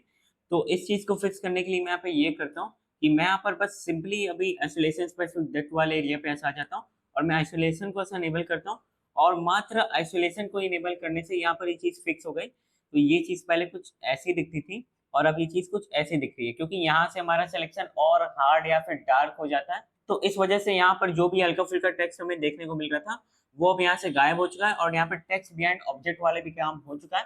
और वैसे सच बताऊँ, जब मैं यहाँ पर एक्सपेरिमेंट कर रहा था इस वीडियो को बनाने से पहले, तो मैंने जानबूझ के इस एग्ज़ाम्पल को इसलिए इंक्लूड किया था, ताकि मैं आपको यहाँ पर आइसोलेशन स्पेसिफिक डेप्थ वाले एरिया की पावर दिखा सकूँ। ओके, तो ऐसे हम लोग यहाँ पर टेक्स्ट बिहाइंड ऑब्जेक्ट वाला काम करते हैं और इस एरिया का यूज करके हम लोग अपने डेप्थ मैप के सिलेक्शन को और इंटेंस बना सकते हैं, ताकि ऐसे हमें पीछे की चीजों से प्रॉब्लम ना हो। और यहाँ पर आप जैसे चाहे वैसे टेक्स्ट को प्लेस अप कर सकते हैं। मेन मोटिव यहाँ पर मेरा ये था कि मैं आपको डेप्थ मैप का यूज करके ये दिखा पाऊँ कि कैसे हम लोग यहाँ पर टेक्स्ट बिहाइंड ऑब्जेक्ट वाला काम करते हैं। और फिर यहाँ पर मैं ऐसे एग्जांपल्स के ऊपर टाइम वेस्ट नहीं करना चाहता, जैसे कि मैंने यहाँ पर अपने सब्जेक्ट को हाईलाइट कर दिया, बैकग्राउंड को डार्क कर दिया, या फिर मैंने यहाँ पर अपने बैकग्राउंड को कुछ ऐसा ब्लर कर दिया। मैं मान के चलता हूँ कि ऐसी चीज को तो आप लोग अब क्रिएट कर ही सकते हैं, बहुत ही सिंपल चीज है वो सब। अब मेरी यहाँ पर कोशिश ये रहेगी कि मैं अब यहाँ पर जितने भी मेरे आगे के एग्जांपल्स होने वाले हैं वो थोड़े इंटरेस्टिंग एग्जांपल्स हो।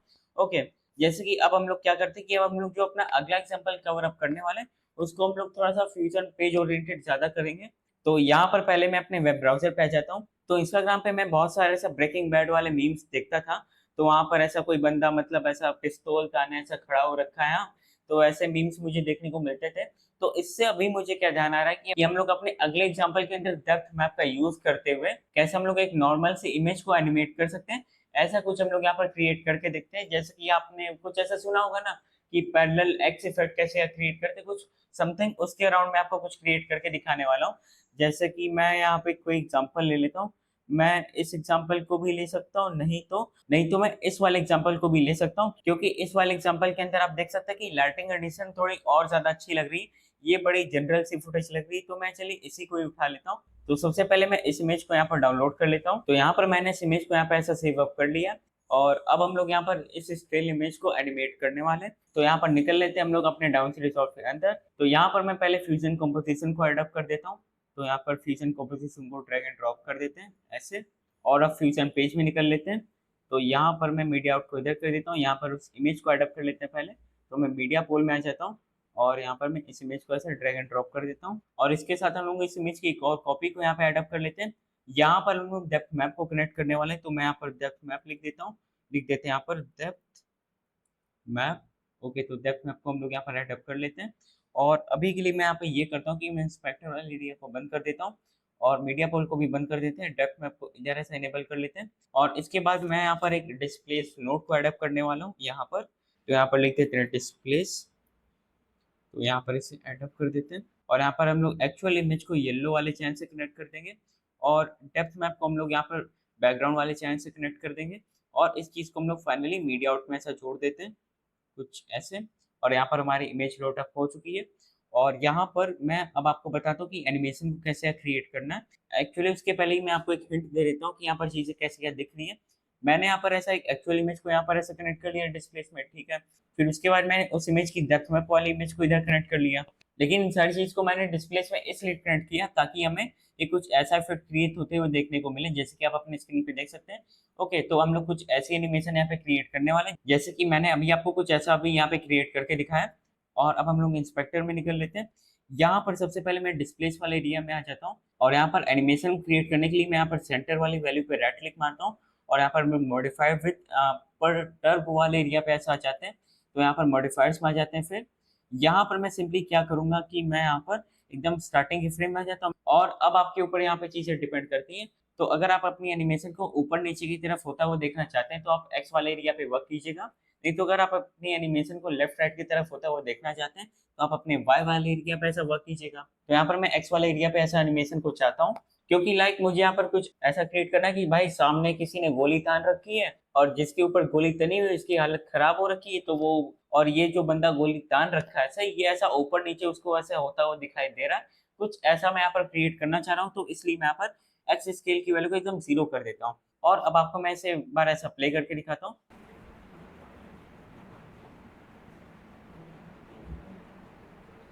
तो यहाँ पर कुछ एक ऐसी एनिमेशन क्रिएट हो चुकी है कि यहाँ पर ये बंदा ऊपर नीचे कुछ फ्लोट हो रहा है, मैं ये कह सकता हूँ। और इसी के साथ मैं आपको यहाँ पे ये कहना चाहूंगी, जब ये वीडियो ऐसा यहाँ पे प्ले हो रही है तो आप इसके एज पे बड़ा ही एक रियलिस्टिक टाइप की चीज देखने को मिल रही है। जैसे कि मैं इसको प्ले करता हूँ। ओके, तो इसको थोड़ा सा रियलिस्टिक बनाने के लिए मैं यहाँ पर एक जुगाड़ लगाने वाला हूँ। जैसे कि मैं यहाँ पर डेप्थ मैप के बाद यहाँ पर एक ब्लर को एडअप कर देता हूँ, क्योंकि जब यहाँ पर हमारे एज यहाँ पर ऐसा ब्लर हो जाएंगे तभी चीज यहाँ पर देखने में थोड़ी सी रियलिस्टिक लगेगी। तो यहाँ पर मैं ब्लर को एडअप कर देता हूँ, BLUR ब्लर। इसको हम लोग यहाँ पर एडअप कर देते हैं। मैं इसे डेप्थ मैप के बाद इसलिए एडअप कर रहा हूँ क्योंकि डेप्थ मैप की वजह से यहाँ पर ये चीज अपने पोजिशन पर रह के ऐसा एनिमेट कर पा रही है। ओके, तो यहाँ पर मैं ब्लर पे आ जाता हूँ और यहाँ पर मैं इसकी ब्लर साइज को 10 समथिंग कर देता हूँ, तो एंटर करते हैं और अब इसे यहाँ पर प्ले करके देखते हैं। और हाँ, ब्लर का इफेक्ट आपको देखना है तो मैं ब्लर वाली चीज़ को इधर इनेबल कर देता हूँ। तो ये चीज़ पहले आपको कुछ ऐसी दिखती थी और अब ये चीज़ आपको कुछ ऐसी दिखती है। ओके, और अब इसको थोड़ा बहुत प्ले करके देखते हैं, तो ब्लर से हाँ, थोड़ा बहुत वो हार्ड एज वाली प्रॉब्लम हल्की-सी फिक्स हो गई है। वैसे चाहूँ तो मैं इसकी वैल्यू को और इंक्रीज़ भी कर सकता हूँ, तो चलिए 20 करके देखते हैं, 20 और अब इसे प्ले करके देखते हैं। तो हाँ, अब भी चीज़ें मुझे यहाँ पर देखने में ठीक लग रही है और अब ये चीज़ थोड़ी-सी और नेचुरल भी लग रही है, मतलब झूठ नहीं बोलूँगा ना, ये अगर ध्यान से आप भी देखेंगे तो हाँ, अनरियलिस्टिक चीज़ है, लेकिन यहाँ पे काम बन जा रहा है और ये चीज़ पहले से थोड़ी और अच्छी लग रही है, तो काम चला ही लेते हैं। और इसी के साथ मैंने आपको यहाँ पे बता दिया कि कैसे आप एक स्टिल इमेज को एनिमेट कर सकते हैं, डेप्थ मैप का यूज़ करते हुए। तो आशा करता हूँ कि ये एग्ज़ाम्पल आपको एक अच्छा एग्ज़ाम्पल लगा होगा और सच बताऊँ तो मैं आपको कुछ ऐसा करके दिखाऊँ कि मैं डेप्थ मैप का यूज़ करके बैकग्राउंड को डार्क कर दूँगा। ऐसी चीज़ों को करने में मुझे खुद भी मज़ा नहीं आएगा और और उसमें आपको भी ऐसा लगेगा कि ये वॉच टाइम के लिए बोर कर रहा है। तो आशा करता हूँ कि ये आपको एक इंटरेस्टिंग एग्ज़ाम्पल लगा होगा और फिर इसके बाद ऐसे ही हम लोग एक और एग्ज़ाम्पल क्रिएट करके देखते हैं यहाँ पर।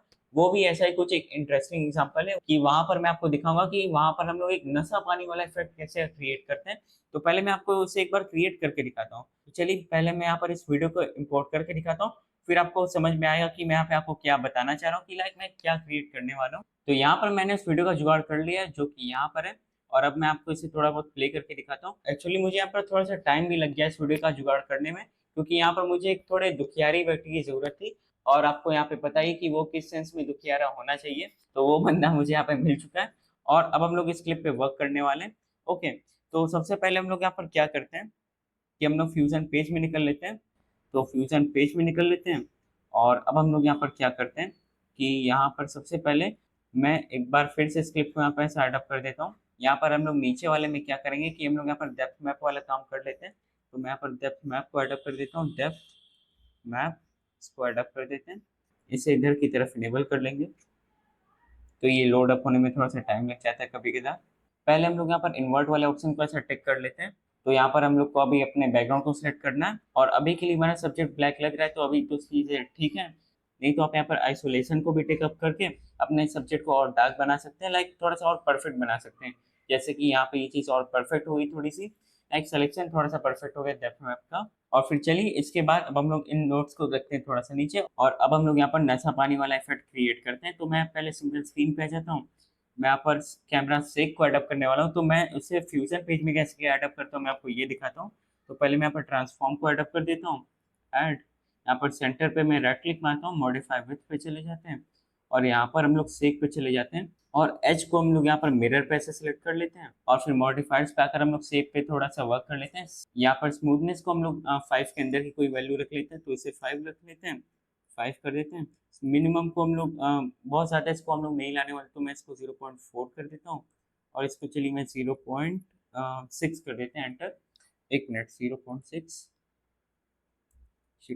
कर देते हैं और फिर मैं इसे रिसीड कर देता हूँ और फिर इसके बाद टूल्स वाले एरिया पे आ जाते हैं और इसमें सेटिंग्स वाले एरिया पे आकर मोशन ब्लर को इनेबल कर देते हैं और फिर इसके बाद अब हम लोग को यहाँ पर एक बिट मैप को एडअप कर देना है। बिट मैप इसे एडअप कर देते हैं। यहाँ पर मैं इसके चैनल को लुमिनेंस पे ऐसे सेलेक्ट कर देता हूँ और फिर डेप्थ मैप को हम लोग इसके येलो चैनल पे कनेक्ट कर देंगे, कुछ ऐसे।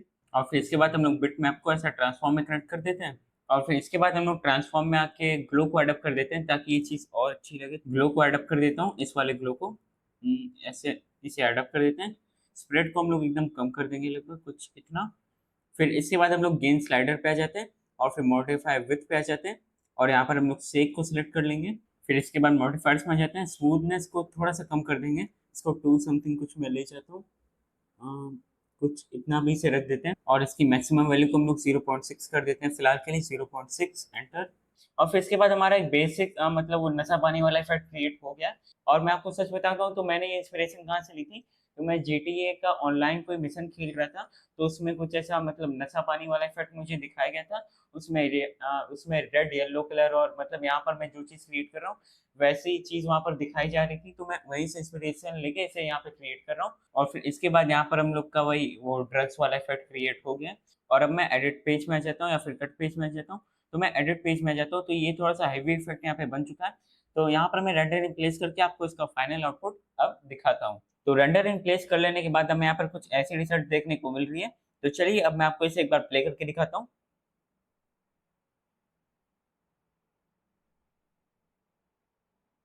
तो यहाँ पर मैं जैसी चीज़ को क्रिएट करना चाहता था, उसका कह सकते हैं कि 80% काम कंप्लीट हो गया है, लेकिन फिर भी ये 20% क्या बचा हुआ है। 20% यहाँ पे ये चीज़ बची हुई है कि यहाँ पर जैसे कि मुझे यहाँ पे दिख पा रहा है कि यहाँ पे बैकग्राउंड में चीज़ ऐसा हिल रही है, ये लेकिन अभी भी लाइक वो एकदम नशा पानी वाली फ़ील नहीं ला पा रहा। जैसे कि मैंने आपको पहले भी बताया ही होगा कि मैंने यहाँ पर जीटीए 5 के एक मिशन से इंस्पिरेशन ली थी, जहाँ पर वो नशा पानी वाला इफ़ेक्ट मुझे देखने को मिला था। ओके, तो वहाँ पर एक और चीज़ मुझे ये देखने को मिली थी कि लाइक 1, 2, 3 सेकंड के बाद यहाँ पर रेड, ग्रीन, ब्लू, येलो ऐसा बैकग्राउंड का कलर भी चेंज हो रहा था। ओके, और ऐसे ही जब मैं मडगाँव एक्सप्रेस मैंने जब देखी थी, तो वहाँ पर जब वो उन लोग ने ऐसा नशा-पानी किया था, तो वहाँ पर भी अलग-अलग तरह के कलर्स ऐसा पॉप आउट हो रहे थे। तो ऐसा कुछ अभी मैं यहाँ पे इंट्रोड्यूस करना चाह रहा हूँ।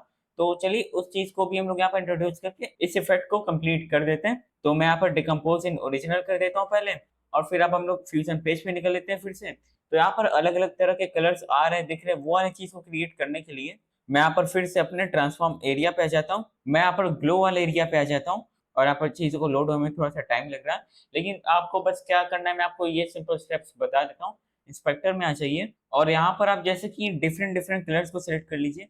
जैसे कि मैं यहाँ पर क्या करता हूँ कि पहले मैं रेड को ऐसा इंट्रोड्यूस कर देता हूँ। कुछ ऐसा मैं यहाँ पर कुछ कर देता हूँ।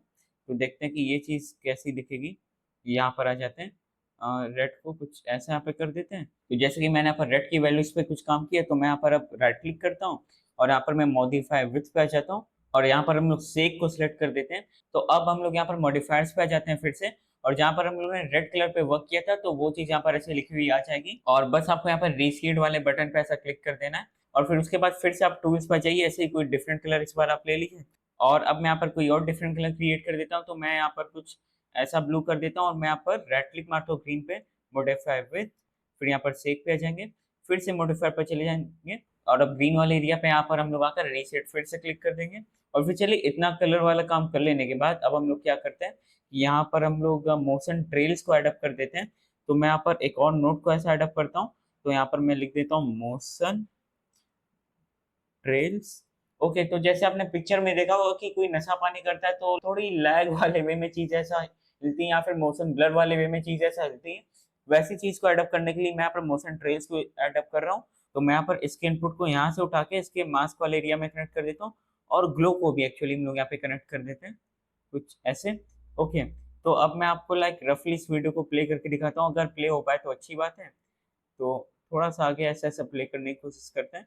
वैसे यहाँ पर जो मैं चीज़ क्रिएट करना चाहता था वो चीज़ अब क्रिएट हो गई है और यहाँ पर वही प्ले होने में थोड़ा-सा टाइम लगेगा, तो इसलिए मैं आपको फाइनल आउटपुट को यहाँ पे प्ले करके दिखाता हूँ। तो यहाँ पर मैंने फाइनल आउटपुट को रेंडर कर लिया है और अब हम लोग इसे प्ले करके देखते हैं। तो इसे प्ले करते हैं।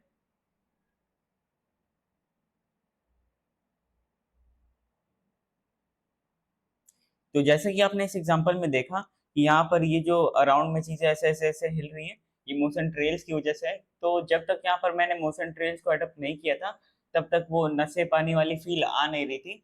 ओके, और यहाँ पर लाइक एक प्रॉब्लम अभी मुझे ये देखने को मिल रही है कि यहाँ पर मैंने जो कलर्स को अडॉप्ट करने के लिए आपको जो तरीका बताया था, यहाँ पर उस तरीके से कलर्स को अडॉप्ट हो नहीं पाए। लेकिन कोई नहीं, एक बार आप ऐसे अपने एंड से ट्राई कीजिएगा कलर्स को अडॉप्ट करने का। और बाकी ऐसे देखा जाए तो मैं जैसा इफ़ेक्ट यहाँ पे क्रिएट करना चाह रहा था वो चीज़ क्रिएट हो गई है। बस कलर्स वाली चीज़ यहाँ पर हमें नहीं देखने को मिल रही। तो हाँ, कलर्स वाली चीज़ थोड़ी-सी ईज़ी है, उसको आप अपने एंड से भी अडॉप्ट कर सकते हैं। आप शेक वाले मेथड का भी यूज़ कर सकते हैं, तो आप किसी अदर मेथड को भी ट्राई आउट कर लीजिएगा। तो चलिए ये बड़ा इंटरेस्टिंग एग्ज़ाम्पल था, क्योंकि इसमें हम लोग ने डेप्थ मैप का यूज़ करके ये नशा पानी वाला इफ़ेक्ट क्रिएट किया है। और फिर इसके बाद यहाँ पर हम लोग अपने डेप्थ मैप वाले पार्ट को एंड अप करते हैं और अब हम लोग इसके बाद कवर अप करने वाले हैं रिलाइट टूल को। और फिर चलिए यहाँ पर अब हम लोग इस वीडियो के अंदर अपनी रिलाइट वाले पार्ट को एग्जीक्यूट करने वाले हैं। तो सबसे पहले मैंने यहाँ पर 2 क्लिप्स का जुगाड़ कर लिया है, एक ये क्लिप है और एक ये क्लिप है। और यहाँ पर ये दोनों रॉ क्लिप्स हैं, तो मुझे यहाँ पर कलर मैनेजमेंट का भी सेटअप करना ही था। तो मैंने यहाँ पर उस काम को पहले ही कर लिया है। तो आपको कलर मैनेजमेंट वाले एरिया पे आ जाना है। तो आपको इन सेटिंग्स को यहाँ पे अप्लाई कर लेना है। DaVinci YRGB colour manage colour science वाले एरिया पे कलर प्रोसेसिंग मोड में आप DaVinci wide gamut intermediate को सेट कर लीजिएगा। आउटपुट कलर स्पेस के अंदर आप यहाँ पे रेड से 09 गामा 2.4 को सेट कर लीजिएगा और फिर अब निकल लेते हैं हम लोग यहाँ पर कलर पेज के अंदर। तो मैं थोड़ा सा आगे आ जाता हूँ जहाँ पर हमारा सब्जेक्ट विजिबल है, तो मैं यहाँ पर कहीं रुक जाता हूँ ओके, तो यहाँ पर अब हम लोग क्या करते हैं कि सबसे पहले हम लोग यहाँ पर रिलेट टूल को अडॉप्ट कर देते हैं बिना कुछ सोचे समझे। तो यहाँ पर रिलेट को अडॉप्ट कर देते हैं कुछ इधर इस वाले नोड पे, और यहाँ पर चीज़ों को लोड अप होने में थोड़ा-सा टाइम लग सकता है, लेकिन तब तक मैं आपको उसका थ्योरेटिकल एस्पेक्ट बता देता हूँ। तो सबसे पहली बात, रिलेट टूल भी वही डेप्थ मैप वाले प्रिंसिपल पे वर्क करता है कि मतलब चीज़ें कितनी दूर में प्लेस अप हो रखी हैं, उसी के बेसिस पे यहाँ पर एक सरफेस मैप जनरेट होता है।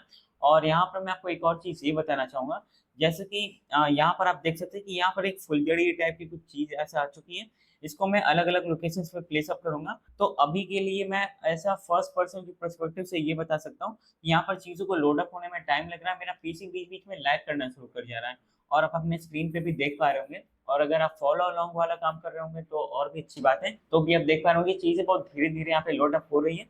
ऐसा क्यों है? क्योंकि यहाँ पर क्या है कि मैंने आपको बताया कि रिलेट किस प्रिंसिपल पे वर्क करता है, कि यहाँ पर चीज़ें कितनी दूरी पे प्लेस अप हो रखी है। फिर उसके बाद यहाँ पर हम लोग ये जो फुलझड़ी जैसी चीज़ को प्लेस अप कर रहे हैं, यहाँ से लाइट इमिट हो रही है। लाइट इमिट होने के बाद यहाँ पर लोकेशन के बेसिस पे चीज़ें अफ़ेक्ट हो रही हैं।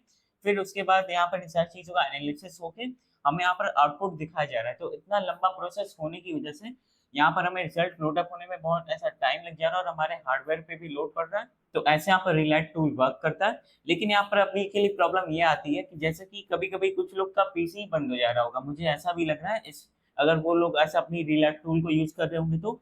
तो यहाँ पर उस चीज़ को कैसे फिक्स अप करना है, पहले हम लोग ये समझ लेते हैं। क्योंकि ये मैं भी समझता हूँ कि हम लोग टूल को तभी यूज़ कर पाएँगे जब वो हमारे पीसी पे चलेगा, नहीं तो इतना जानने का क्या फ़ायदा। तो सबसे पहले मैं आपको ये रिकमेंड करूँगा कि आप इस नोड के पहले नोड को पहले अडॉप्ट कर लीजिए। तो यहाँ पर शिफ्ट एस को प्रेस अप करता हूँ, ओके? और मैं इस वाले नोड को कहीं ऊपर ऐसा प्लेस अप कर देता हूँ, और इस वाले नोड पे आ जाते हैं, ठीक? अब मैं यहाँ पर बार-बार लाइट सोर्स को ऐसा लगा रहा हूँ, तो यहाँ पे चीज़ें लोड हो रही हैं, हार्डवेयर पे लोड पड़ रहा है, दुनिया भर की चीज़ें। तो इस चीज़ से बचने के लिए हम लोग सबसे पहले आउटपुट सरफेस मैप पे ऐसा क्लिक कर लेंगे, तो आप देख सकते हैं कि यहाँ पर सारे ऑप्शंस गायब हो गए हैं। अभी मैं सारी चीज़ों को आपको एक्सप्लेन करने वाला हूँ, ठीक? तो यहाँ पर हमें ऐसा मैजेंटा, पिंक और सियान कलर का कुछ अजीब-सा चीज़ देखने को मिल रहा है। तो अभी बहुत ऐसा मत सोचिए, इसके बाद अब क्या कीजिए कि यहाँ पर हम लोग ने क्या किया, पहले एक नॉर्मल से नोड को अडॉप्ट कर लिया, ठीक है? फिर इसके बाद रिलेट टूल को अडॉप्ट कर लिया, ठीक है? और यहाँ पर हम लोग ने आउटपुट सरफेस मैप को क्रिएट कर दिया, ठीक है?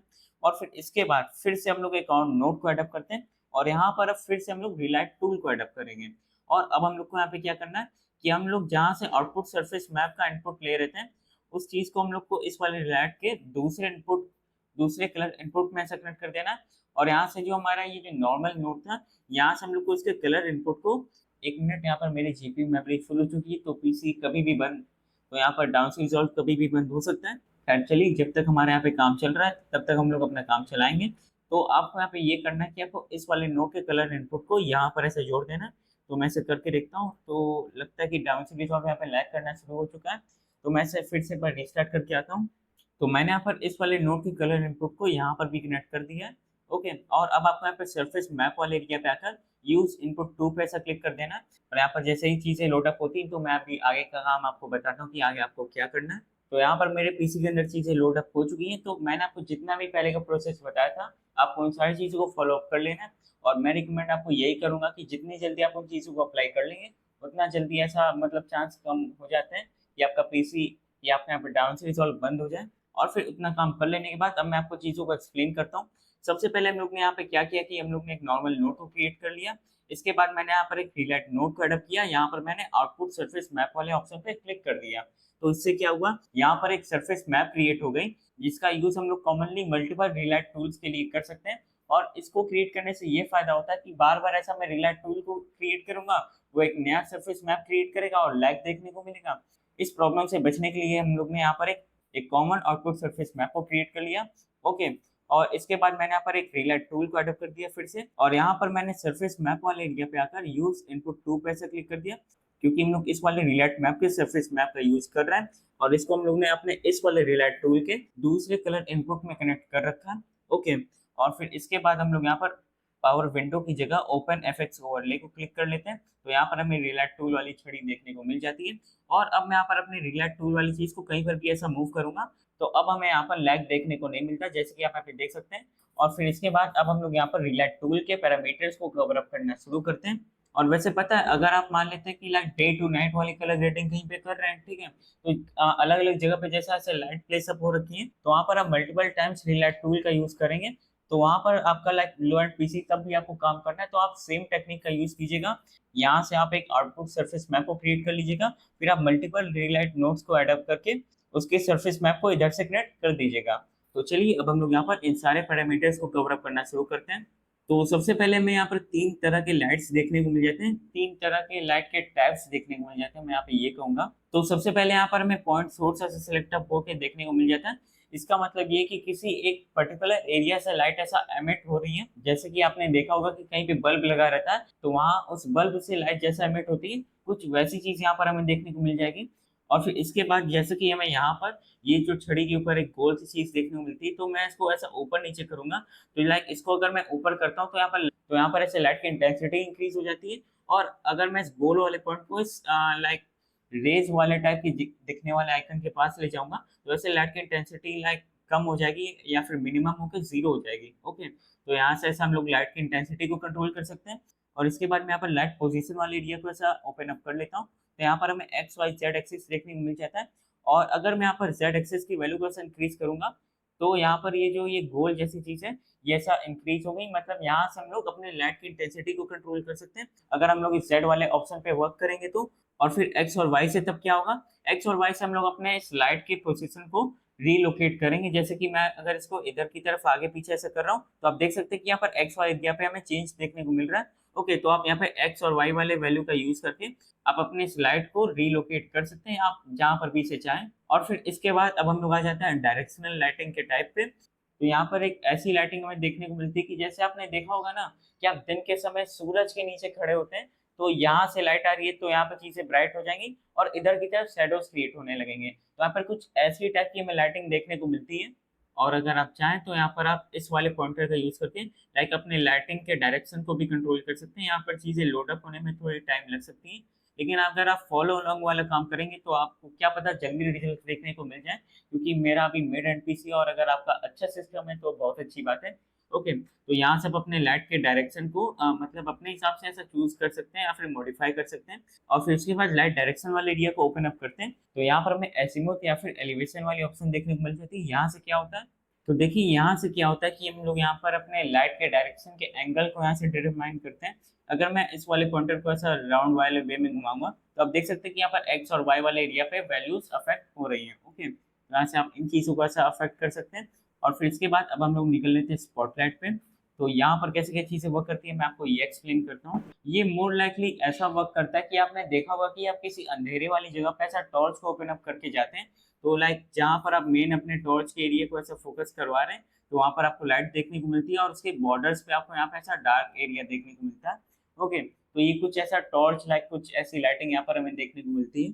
और ये भी थोड़ा बहुत ऐसा पॉइंट सोर्स की तरह वर्क करता है, जैसे कि अगर मैं इस वाले सर्कल को ऊपर-नीचे करूँगा, तो यहाँ से लाइट की इंटेंसिटी कंट्रोल होगी। और फिर उसके बाद यहाँ पर ये जो सर्कल जैसी चीज़ है, यहाँ से क्या है कि हमारी लाइट का जो मेन टारगेट रहेगा, यहाँ से वो डिटरमाइन होता है। जैसे कि मैं इसको यहाँ पर कहीं प्लेस अप कर देता हूँ, तो यहाँ पर हमारे लाइट का मेन टारगेट यहाँ पे कहीं एलोकेट हो गया। और इसी के साथ अगर आप इस सर्कल को ऐसा पकड़ के आगे-पीछे बड़ा-छोटा करेंगे, तो आप इससे अपने लाइक इस सर्कल के लाइटिंग के हार्शनेस या फिर सॉफ्टनेस को भी कंट्रोल कर सकते हैं। और यहाँ पर हम लोग इन पैरामीटर्स को गौर अप कर लेते हैं।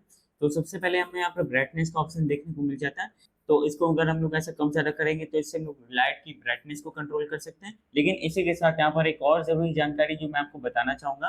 पहले मैं इसको ऐसे मास्टर रीसेट कर देता हूँ। ये जैसे कि मान लेते हैं कि अगर आप इस नोट पे कोई कलर ग्रेडिंग वाला काम करते हैं या फिर कोई कलर एडजस्टमेंट वाला काम करते हैं, तो वहाँ पर भी हमें ब्राइटनेस का लाइक इफ़ेक्ट देखने को मिलेगा। ओके, तो इस चीज़ का आपको यहाँ पे ध्यान देना है। और फिर उसके बाद आ जाते हैं रीच पे। इसको हम लोग अगर कम-ज़्यादा करते हैं, तो इससे हम लोग ये डिटरमाइन कर सकते हैं कि हमारा लाइट कितना फेड करेगा, मैं ये कह सकता हूँ। और फिर इसके बाद मैं आ जाता हूँ कॉन्ट्रास्ट पे। तो अगर मैं इसकी वैल्यू को ऐसे मान लेते हैं कि डिक्रीज़ करूँगा, तो यहाँ पर भी वही मैं एक नॉर्मल कॉन्ट्रास्ट वाला काम देखने को मिलता है। वही डार्क एरियाज़ और डार्क बन जाएँगे, ब्राइट एरियाज़ और ब्राइट बन जाएँगे। तो यहाँ से हम लोग ये चीज़ डिटरमाइन करते हैं। और फिर इसके बाद आ जाते हैं सरफेस प्रॉपर्टीज़ पे। तो चलिए यहाँ पर हम लोग शुरुआत करते हैं ग्लॉसीनेस से। तो अगर मैं इसकी वैल्यू को ऐसे इंक्रीज़ करता हूँ, कुछ इतना कर देते हैं, तो यहाँ पर हमारा सरफेस काइंड ऑफ एक मेटालिक या फिर शाइनी सरफेस बन जाता है, जैसे कि आप यहाँ पे देख सकते हैं। ओके, और इसके बाद अगर आप अपने सरफेस पे और कंट्रोल पाना चाहते हैं, तो आप यहाँ पे स्पेकुलरिटी को ऐसे कम ज़्यादा कर सकते हैं। अगर मैं इसकी वैल्यू को ऐसे इंक्रीज़ करूँगा, तो हमारा सरफेस जो रहता है वो लाइट एब्ज़ॉर्बिंग सरफेस ज़्यादा बन जाता है। और अगर मैं इसकी वैल्यू को ऐसा डिक्रीज़ करूँगा, तो वो यहाँ पे लाइट रिफ्लेक्टिंग सरफेस ज़्यादा बन जाता है। और फिर उसके बाद आ जाते हैं शैडो सॉफ्टनेस पे। तो यहाँ से ये डिटरमाइन होता है कि हमारे जितने भी डार्क एरियाज या फिर शैडोज रहते हैं वहां पर लाइट कैसे क्या फिल अप करेगी। और फिर इसके बाद यहाँ पर मैंने लाइट पोजीशन के बारे में तो आपको बता ही दिया था। फिर निकल लेते हैं हम लोग यहाँ पर इनपुट सरफेस मैप पे। तो यहाँ पर हमें तीन ऑप्शंस देखने को मिल जाते हैं, और ये तीनों ऑप्शंस हमें तभी देखने को मिलते हैं जब हम लोग यहाँ पर एक्सटर्नल आउटपुट सरफेस मैप का यूज करते हैं। जैसे कि मैंने यहाँ पे एक आउटपुट सरफेस मैप को क्रिएट कर रखा है और इसका यूज मैं यहाँ पे ले रहा हूँ यहाँ पे। तो इसलिए मुझे यहाँ पर इनपुट सरफेस मैप का ऑप्शन देखने को मिल रहा है। तो सबसे पहले यहाँ पर हमें रीस्केल ओवर सैचुरेटेड ऑप्शन देखने को मिल रहा है। तो अगर मैं इस पे ऐसा क्लिक करता हूँ तो उसका यूज हम लोग को तब करना है जब हम लोग को अपने रिलाइट टूल के अंदर कहीं कहीं पर ऐसा कलर कंट्रोल्स और अच्छे देखने को नहीं मिल पाते ओवर सैचुरेशन की वजह से। तो आप इस ऑप्शन को ऐसा चेक कर सकते हैं। ये मोर लाइकली ऐसा हिट एंड ट्रायल वाला ऑप्शन है, लाइक मैंने तो उसका अभी तक ऐसा यूज किया है। कभी कभी मुझे यहाँ पर कलर में कुछ ऐसा ओवर सैचुरेशन वाली प्रॉब्लम देखने को मिलती है, तब मैं इसको टिक या फिर अनटिक करके लाइक ट्राई करता हूँ कि यहाँ पर चीजें रिजॉल्व हो जाए। तो कह सकते हैं कि ये एक हिट एंड ट्रायल वाला ऑप्शन है यहाँ पर। और फिर उसके बाद आ जाते हैं रीइंटरप्रेट लेफ्ट राइट और अप एंड डाउन पे। तो इनका यूज करके हम लोग अपने सरफेस मैप के डायरेक्शन को स्वैप कर सकते हैं। और चलिए अब हम लोग ने जान लिया कि रिलाइट टूल के अंदर कौन सा पैरामीटर क्या वर्क करता है।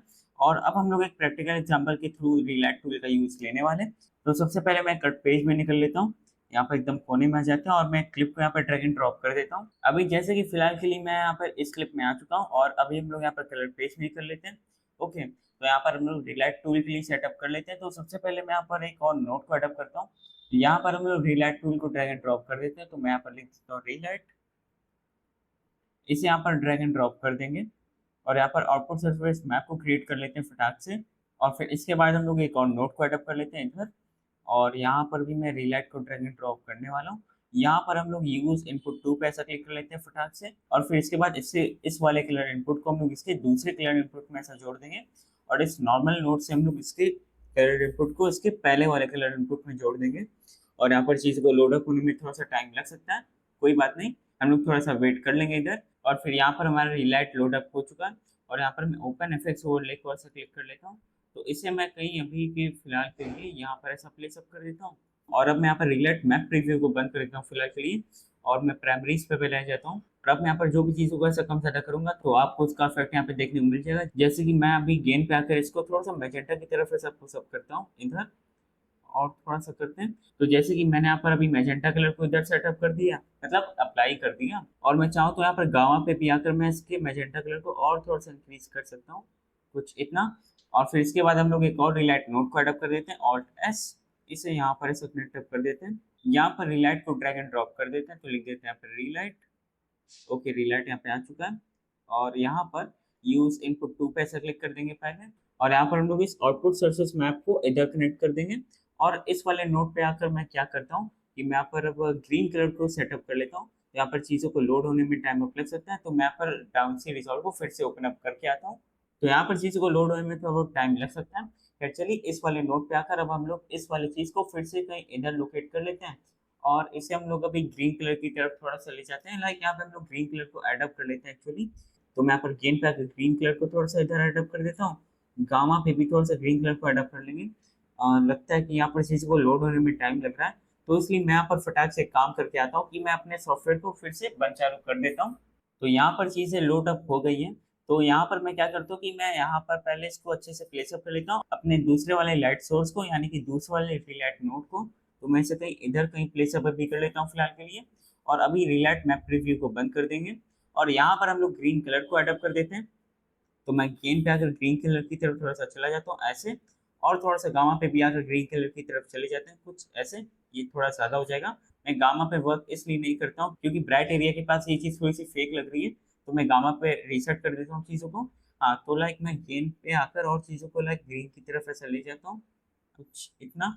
ओके, तो देखिए रिलाइट टूल का यूज करके हम लोग ने फटाक से लाइक एक लाइटिंग वाली कंडीशन यहाँ पे क्रिएट कर ली। ऐसा ही आप चाहें तो कहीं पे टील एंड ऑरेंज लुक वाली लाइटिंग को क्रिएट कर सकते हैं। और ऐसे ही यहाँ पे मल्टीपल पॉसिबिलिटीज है रिलाइट टूल के संग। जैसे कि मैंने तो आपको यहाँ पे बहुत शॉर्ट में किसी चीज को करके दिखा दिया कि लाइक हाँ ऐसा भी हम लोग कुछ कर सकते हैं रिलाइट टूल के साथ। और सच बताऊँ तो यहाँ पर चीज़ें देखने में बहुत ऐसी अनरियलिस्टिक भी नहीं लग रही, क्योंकि आप देख सकते हैं कि यहाँ पर ये जो भाई साहब बैठे हैं, इनके यहाँ पर गर्दन के पीछे शोल्डर वाले एरियाज़ पे लाइटिंग भी बड़ी अच्छी तरह से पड़ी है। और इधर के एरिया की भी बात करें तो यहाँ पर भी चीज़ें ऐसा फेक नहीं लग रही। तो चलिए इसी बहाने मैंने आपको फटाक से रिलैट टूल का यूज़ अप करके दिखा दिया कि कैसे हम लोग रिलैट टूल का यूज़ अप करके एक अच्छी लाइटिंग कंडीशन बना सकते हैं अपने पोस्ट प्रोडक्शन वाले काम में या फिर कलर ग्रेडिंग वाले काम को करते समय।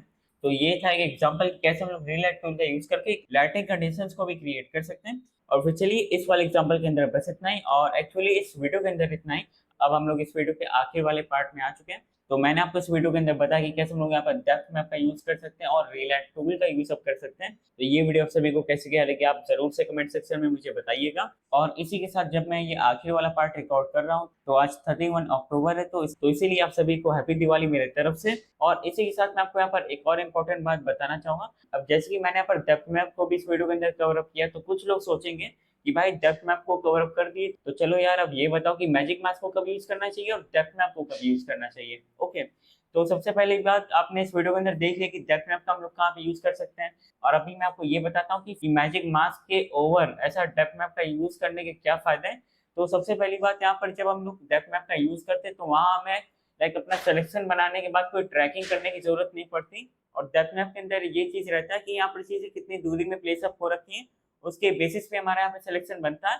और यहाँ पर मैजिक मास्क के अंदर हमारा एक हार्ड सिलेक्शन बनता है। हार्ड में यहाँ पे इसलिए कह रहा हूँ क्योंकि जो चीज मैंने ऐसा ड्रॉ करके सिलेक्ट कर दी वो चीज ऐसा हमारी सिलेक्ट हो जाएगी। अब वो कहीं दूर रहे कहीं पास रहे तो वो सिलेक्शन में बनी रहेंगी चीजें, और लोकेशन की वजह से वहां पर कोई डिफरेंस हमें यहाँ पर देखने को नहीं मिलेगा। और अगर आप चाहते हैं कि आप मोर लाइकली थोड़ा सा रियल सिलेक्शन बनाना चाहते हैं, क्योंकि जब यहाँ पर चीजों की लोकेशन में वेरिएशन हमें देखने को मिलेगी, तो हाँ वहां पर अगर आप डेप्थ मैप का यूज करके सिलेक्शन बनाएंगे तो थोड़ा सा वहां पे सिलेक्शन आपका रियल लगेगा कुछ कुछ जगह पे। और यहाँ पर मैं आपको ये कहूंगा कि कहीं कहीं पे डेप्थ मैप अच्छे से वर्क नहीं करता, लेकिन वहां पर आप मैजिक मास्क का यूज करते हुए आप डेप्थ मैप का यूज कर सकते हैं अपने काम को और अच्छा बनाने के लिए। और बाकी सारी इंपॉर्टेंट चीजें तो मैंने इस वीडियो के अंदर कवर अप कर ही दी है। और फिर भी अगर कोई डाउट क्वेश्चन क्वेरीज रह जाती तो कमेंट सेक्शन आप सभी के लिए खुला ही हुआ है। कोई भी डाउट क्वेश्चन क्वेरी तो आप वहां पर मुझसे पूछ सकते हैं। और बाकी चलिए गाइस आज के वीडियो में बस इतना ही। तो चलिए गाइस आज की वीडियो में बस इतना ही। आज हम सभी ने जाना कि कैसे हम लोग यहाँ पर रिलैक्ट टूल का यूज करते हैं और डेप्थ मैप का यूज करते हैं डाविंची रिजॉल्व के अंदर। और इसी के साथ मैं आपको यहाँ पे ये बताना चाहूंगा कि मेरे चैनल के अंदर आने वाली एक दो वीडियोस के अंदर मैं अपने आफ्टर इफेक्ट्स वाली सीरीज को स्टार्ट कर दूंगा। और उसकी मैंने यहाँ पर पूरी प्लानिंग कर रखी है जैसे ही मैं आपको बताते आ रहा हूँ। हाँ, तो इस बार आने वाली एक दो वीडियोस के अंदर हमारी आफ्टर इफेक्ट्स वाली सीरीज शुरू होने वाली है। तो उसके अंदर आप क्या कवर अप होता हुआ देखना चाहते हैं और कोई आपको आफ्टर इफेक्ट्स के अंदर कोई प्रॉब्लम आती है तो उस चीज को भी आप मुझे कमेंट सेक्शन में बता सकते हैं। तो मैं कोशिश करूंगा कि मैं उस चीज को भी अपने आने वाले वीडियोस के अंदर रिजॉल्व कर दूं। और यहाँ पर मैंने आफ्टर इफेक्ट्स वाली सीरीज को लाइक एक सीजन की तरह प्लान कर रखा है। मतलब कि लाइक पहले सीरीज के अंदर या फिर पहले सीजन के अंदर मैं आपको बताऊंगा कि आफ्टर इफेक्ट्स को कैसे क्या यूज करना है, लाइक बेसिक्स को कवर अप करेंगे। फिर उसके बाद अगली सीरीज या फिर सीजन के अंदर हम लोग आफ्टर इफेक्ट्स के किसी प्लगइन को कवर अप करेंगे। मैं तो यहाँ पे प्लान कर रहा हूँ कि मैं जियो लेयर्स को कवर अप करूंगा। और ऐसा ही आप क्या मतलब मेरे एंड से देखना चाहते हैं वो सारी चीजों को मुझे कमेंट सेक्शन में जरूर से बताइए। और चलिए गाइस आज की वीडियो में बस इतना ही। आशा करता हूँ सभी को आज की वीडियो इन्फॉर्मेटिव लगी होगी। तो अगर आप सभी को आज की वीडियो इन्फॉर्मेटिव लगी तो आप इस वीडियो को लाइक कर सकते हैं। मेरे चैनल पे न्यू है तो आप मेरे चैनल को सब्सक्राइब भी कर सकते हैं। मैं मिलता हूँ सभी से अगली वीडियो में, तब तक के लिए धन्यवाद।